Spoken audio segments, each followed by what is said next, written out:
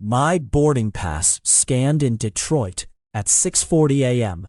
Seat 22C. But I was home in bed with the flu, my wife beside me all day. In Phoenix, someone collected my checked bag and signed for it as me. The email arrived 7 days after, a digital ghost. My airline receipt confirmed I'd flown Detroit to Phoenix on November 11th. Seat 22C. Boarding pass scanned at the gate at 6:40 a.m. The details were precise. My full name, the flight number, the departure and arrival times. I remember November 11th perfectly. A feverish haze, the heavy throb behind my eyes. Theresa bringing me lukewarm tea every few hours, the TV droning mindlessly in the background.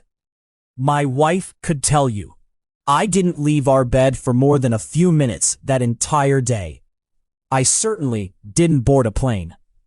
The receipt, however, listed my frequent flyer number, confirmed one checked bag, and stated it had been collected at the Phoenix Carousel by someone who signed for it as Nathan Thatcher.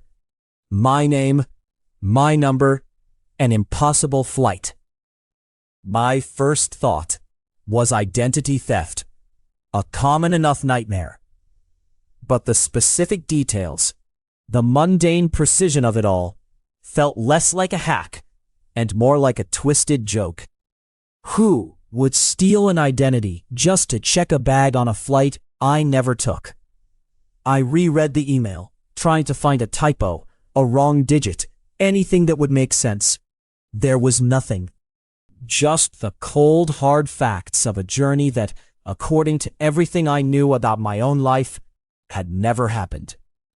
The chill I felt had nothing to do with the lingering flu. My initial call to the airline was met with the standard soothing drone of customer service. Pamela Montgomery, her voice practiced and polite, assured me it was likely a system error, Mr. Thatcher, or perhaps an identity theft. Her tone suggested a mild annoyance at my insistence, the kind of polite dismissal reserved for someone making a fuss over nothing. I pressed, asking about the checked bag, the signature. We'd need to pull the physical manifest and the bag claim form from the Phoenix hub, she said, a hint of reluctance in her voice. That can take time, Mr. Thatcher. Are you sure you didn't perhaps misremember the date? The suggestion was absurd. I'd been utterly miserable, sick enough that Theresa had to cancel plans just to look after me.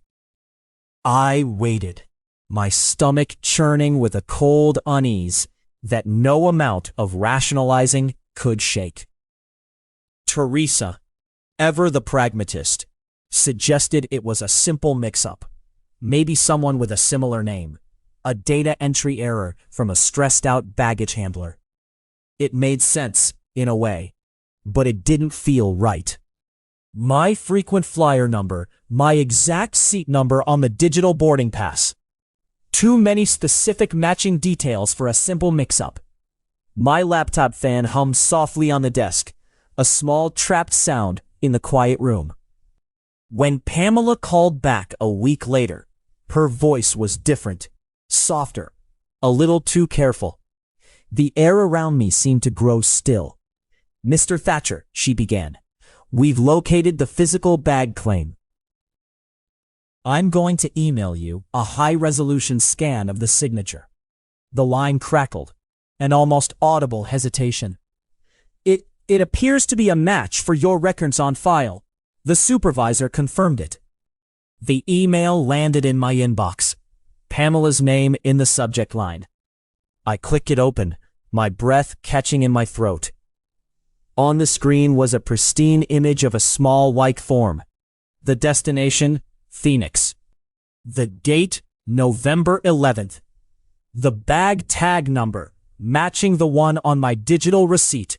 And beneath it, in bold, confident script, the signature, N. Thatcher. Every loop, every slant, every familiar line was mine. The way the N started high, the slight angle of the H in Thatcher, The final firm flourish. Theresa leaned closer, her finger tracing the screen, her breath warm on my neck. "Nathan," she whispered, her voice barely audible. "That's your hand." The confirmation from Pamela, even if hesitant, changed everything. This wasn't a digital glitch, not a system error. This was a physical artifact bearing my mark. A genuine, undeniable piece of paperwork signed by me. I immediately contacted Philip Doyle, a handwriting expert I'd used years ago for a legal document. Philip, a meticulous man with thick glasses and ink-stained fingers, was intrigued by the unusual nature of my request. I sent him the high-res scan of the bag claim and several samples of my actual signature from various documents. My driver's license, old checks, a signed lease agreement. Anything that showed my hand over time. A few days later, he called. "Nathan," he said, his voice devoid of his usual academic detachment. "I've examined the Phoenix signature, the pressure points, the unique flourishes, the individual letter formations. It is unequivocally yours." The dread deepened its hold. A cold, tightening knot in my chest. The certainty in his voice left no room for hope of a mundane explanation. I started pulling every record I could find from the past year. Bank statements, credit card activity, even my phone's location history. Nothing. No flights to Phoenix, no unexplained purchases, no gaps in my memory. Theresa confirmed my presence at home again and again. Our life, our shared reality, held no space for this flight. But then, a week later, another email. This one from a hotel chain I sometimes used for business travel, though never for pleasure. A welcome back message, thanking me for a recent stay at their Desert Rose Inn in Tonopah, Nevada. Tonopah? I'd never even driven through Nevada. The email included a link to a digital receipt, dated 2 weeks prior, room 307. And there, at the bottom, a digital signature that looked exactly like the one from the Phoenix bag claim. My blood ran cold. The Tonopah hotel receipt rattled me more than the flight. A pattern was forming, and it was escalating. This wasn't random. I called the Desert Rose Inn, asking for the manager. Maxwell Lawson, a gruff but seemingly honest man, was initially dismissive. "We have a Nathan Thatcher who checked in, paid cash, and checked out," he stated, his voice flat. "I can send you a copy of the registration form if you like." "Room 307, correct?" I told him it wasn't me, that I'd never been to Tonopah, never even heard of the Desert Rose Inn. There was a pause. "Mr. Thatcher," he said slowly, "I'm looking at the form right now. It has your frequent guest number, and it has your signature." My frequent guest number. That was the link. The same number used for the Phoenix flight. I asked about security footage. "We have it," Lawson said, "but it's a small place. The quality from 2 weeks ago? Not great. We don't upgrade often." He trailed off. A few days later, a package arrived, unaddressed, from Tonopah. Inside was a USB stick. It contained grainy, time-stamped footage from the Desert Rose Inn lobby. I fast-forwarded to the date of the alleged check-in, the timestamp blinking green in the corner of the screen.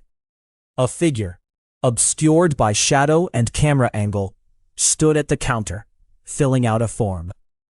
The figure was roughly my height, my build. I couldn't make out the face, but the way they held the pen, the tilt of their head, it felt like looking at a distorted reflection, like a bad, out-of-focus photo of myself. Then, a quick cut, and the figure was gone. I replayed it, zooming in, pressing my face close to the screen. But the face remained stubbornly indistinct, a blur of pixels. It was me, but it wasn't. A chill ran down my spine, a certainty that someone knew I was looking, and they were letting me see just enough to know it was real, but not enough to understand. I called Pamela Montgomery again, my voice tight with a fear I was trying desperately to keep out of my tone. Pamela, there's another one. A hotel in Tonopah. Same signature, same frequent flyer number. She was quiet for a long moment, the silence on the line stretching, pressing against my ear. "Mr. Thatcher," she finally said, her voice low, a new tremor in it. "I've been doing some digging of my own. After your first call, I decided to cross-reference your frequent flyer number with any other anomalies. It's not just these two." My heart hammered against my ribs, suddenly loud in the quiet room. "What are you talking about?" She sighed. "There are traces, small, almost invisible entries in various partner databases. A rental car booked in your name in Miami 3 months ago, canceled last minute. A loyalty card swiped at a gas station in rural Oregon 6 months back. No financial transaction, just the loyalty points recorded. And a few older ones. Very old." She sounded genuinely unnerved now, her professional composure completely gone. "I thought they were database errors, ghost entries, you know, just system noise. But with your signature popping up?" She paused, and I heard the faint rustle of papers on her end. "It's like a shadow account, Mr. Thatcher. A shadow itinerary. Someone or something is using your identity, not for theft, but to mark your presence in places you never were. And it's been happening for a while." The words hung in the air, confirming my worst fears, taking root deep inside me. The flu, the Phoenix flight, the Tonopah hotel, they weren't isolated incidents. They were pieces of a larger, terrifying tapestry being woven around my life. A coherent, impossible record of where I'd been and who I'd been that wasn't me. My own life was being overwritten, or perhaps paralleled. Pamela, now genuinely invested, her voice firm despite the fear, suggested I look for older, physical records, not just digital ones. "Sometimes the old paper trails hold more," she advised. "Things that haven't been cleaned by system updates. They're harder to erase." I started with the Tonopah Hotel again, the only place I had a physical contact. Maxwell Lawson, the manager, was initially reluctant to let me into their archives, citing privacy and company policy. But eventually, after I insisted it was a matter of extreme personal urgency, he led me to a dusty back room where old guest registers were stored. The room smelled of mildew and forgotten things, the air thick and still. Rows of heavy, leather-bound books lined metal shelves, smelling of age and forgotten lives. He pulled out the register from 5 years ago, the period Pamela had hinted at, its cover cracked and worn. My hands trembled as I opened it, flipping through the brittle yellowed pages, each one a testament to anonymous travelers passing through time. And there, on an entry dated August 14th, 5 years prior, was my full name, Nathan Thatcher, followed by my frequent flyer number. Beneath it, a signature. Identical to the one Philip Doyle had verified. Identical to the one on the Tonopah digital receipt. That date, 5 years ago, August 14th. I remembered it vividly. I was in Japan on a business trip, a week-long conference, with dozens of photos, flight manifests, and hotel bills to prove it. This wasn't just a recent anomaly. This wrongness had been running through my life for years. A silent, parallel existence I never knew I was leading. The full weight of it pressed down on me, the air in the archive room suddenly heavy, thick with the weight of forgotten lies. The realization that I wasn't just observing it, I was and had always been inside it. I carefully turned the brittle page of the old hotel register. There, beneath a faded entry from 5 years ago, was his full name and his unmistakable signature, frozen in time, waiting. I sat on a dusty stool in that archive room, the old register open on my lap, my fingers tracing the impossible signature, the familiar loops and angles of my own hand that had betrayed me. Maxwell Lawson, who had seen my face drain of color, sat across from me, quietly watching, his gruffness replaced by a strange, knowing calm. "Mr. Thatcher," he said softly, "I've seen some strange things in this business. Travelers with no luggage, folks who pay cash and disappear without a trace. But this," he shook his head, "this is different. I checked our old video archives for that date, 5 years ago. The cameras weren't as good back then, grainy, but there's a figure, checking in, same build as you. They paid cash, always cash for these odd ones." He pointed to other entries on the page, names I didn't recognize, but each with a frequent flyer number, a loyalty program ID, just like mine. "These are all people who have never been here, according to their own records," Lawson explained, his voice flat. "We've had a few calls over the years, always dismissed as hoaxes or poor bookkeeping. We just file them away." He pulled out a small, worn photo album from beneath the counter, its cover faded brown. "This was found near the register years ago, left behind by one of those ghost guests, we called them." He flipped it open.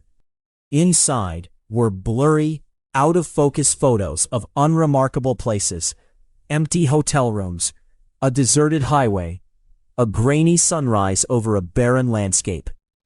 And, in a few, a figure, always indistinct, always facing away from the camera, but undeniably my height, my build. The photos were dated too. Years. It wasn't just me. It was a pattern, a network of these ghost guests, each leaving a trace, a signature, an impossible record. The dread that had been a cold knot in my stomach now spread through my veins, a chilling recognition of coherence. Every clue, every impossible record, every signature, every shared frequent flyer number, it all clicked into place. This wasn't identity theft. It was identity replication, a systematic, long-running project to insert a version of people into a fabricated reality, leaving behind a perfectly documented, perfectly false trail. The true horror wasn't just that it was happening, but that it was so perfectly mundane. No grand conspiracy, no shadowy figures, just paperwork. Just records. Maxwell Lawson, seeing the depth of my despair, offered me a small, heavy box. "These are the physical bad claim forms," he said, his voice softer now. "From the Tonopah Airport, for our guests who flew out after those stays. We keep them for a few years, just in case. Old protocol." My hands shook as I opened it. Inside, neatly filed, were dozens of forms, each with a name, a flight, and a signature. I found mine, from 5 years ago, the one matching the hotel register. It was a tangible, undeniable artifact of my impossible past. The ordinary explanation died for good, right there. This wasn't a glitch, not a mistake. It was real. The signatures, the frequent flyer numbers, the dates, the locations, all checked out against official databases. Yet they formed a life, I had never lived. I picked up the bag claim form, the one with my signature from 5 years ago, my fingers tracing the raised ink. It was real, dated, checkable. I turned to Lawson. "What do you do about it?" He shrugged, a weary expression on his face, the weight of years of seeing the inexplicable etched around his eyes. "Nothing. Who would believe us? We just file them and try not to think about it." He pointed to a small, almost invisible detail on the form, a tiny embossed symbol near the bottom, like a stylized N intertwined with a T. I hadn't noticed it before. It was on every form in the box, every ghost entry. A mark, a branding. I held the form up, the paper feeling heavy in my hand. No longer just a record, but a piece of my own stolen reality. The dread was absolute, not from what I saw, but from what it implied. A vast, unseen system, quietly taking pieces of people's lives, building a parallel existence, and leaving behind only the cold, hard proof of its impossible coherence. I felt a profound sense of violation, a certainty that a part of me, a part of my identity, was now permanently etched onto these records, living a life I had no control over. I left Tonopah with the bag claim form, the small embossed symbol, a burning brand in my mind. The world felt subtly different, a thin veneer over a deeper, more complex reality I now knew existed. I tried to explain it to Theresa, but the words felt hollow, unbelievable even to my own ears. She listened, her brow furrowed, her hand on my arm, but her eyes held a quiet, distant concern, as if I were slipping away.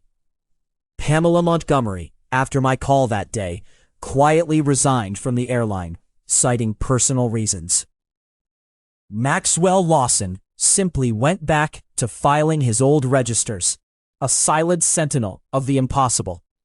I kept the form tucked away, a constant reminder of the shadow life I was leading, a life documented and confirmed, yet utterly untrue. The pattern continued, small, untraceable entries appearing in various databases, always with my number, always a signature that could only be mine. The phantom entries still appear, small whispers of a life I don't live. Sometimes, I catch myself looking at my own signature on a document, a faint tremor in my hand, wondering if it's truly mine anymore, or if it's just a practiced mimicry of the signature that is everywhere else. Theresa sometimes asks me, "Did you remember to take out the trash?" And I have to pause, searching my memory, not for the act itself, but for the version of me that might have done it. The one who fled to Phoenix, who stayed in Tonopah, the one whose life is written in records I can't dispute, but didn't live. The dread is that the world's record, not my memory, is true. I am here, but I am also, unmistakably, there. Theresa watches Nathan across the dinner table. "Are you sure you're feeling all right?" she asks, noticing the vacant stare in his eyes. He simply smiles, a faint, unfamiliar curve that doesn't quite reach his eyes.